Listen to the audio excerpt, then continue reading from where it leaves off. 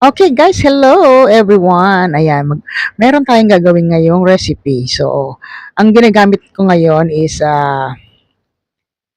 turkey meat. Yan, breast part ng turkey. So, gagawa tayo ng isang recipe na homemade lang siya. Yan. First thing yan, kasi paninipisin natin para mas madali niyang ma-absorb ang ating mga ingredients. Yan. We called it turkey breast meat tocino. Ayan, homemade tocino. Okay, first thing yan, syempre, bubugbugin natin siya para hindi lumalaban. Charot.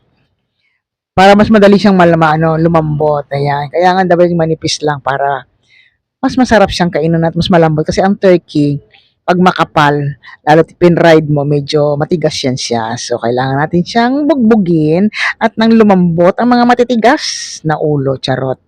Okay, ayan. Ipisan pa natin. Take note guys, pang voice over lang po ako, hindi ko po daliri yan.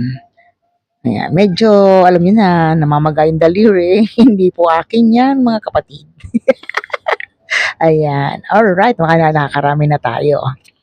Ayan. Bugbog, bugbog, ayan.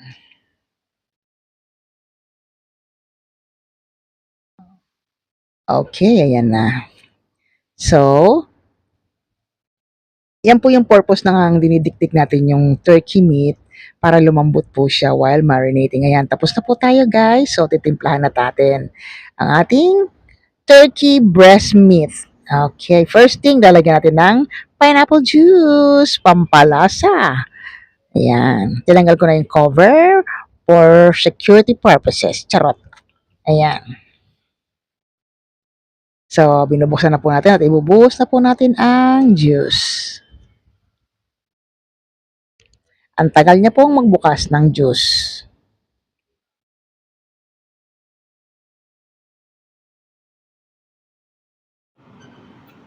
Ayan. Ready na siya. Alright, ayan. Pineapple juice.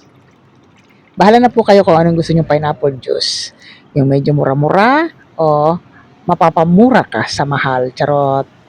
Kung ano lang po yung kaya ng budget. And then next, halu-haluin natin para ma-absorb ng ating meat ang ating pineapple juice. Ayan.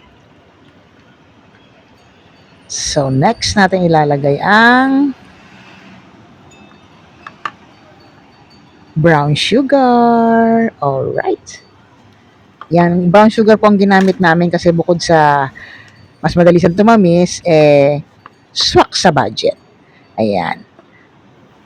Himalayan pink salt at a dash of pepper to taste. Ayan. Himalayan pink salt po ang ginamit namin kasi social po kami. Charot. Yun lang po kasi asin meron kami. Ayan, no, di ba? Halo-halo para lumasa at dumikit na ang lasa sa ating meat. Mas madali siyang didikit ngayon kasi manipis lang yung ating meat. So, medyo mas mabilis siyang mag-a-absorb.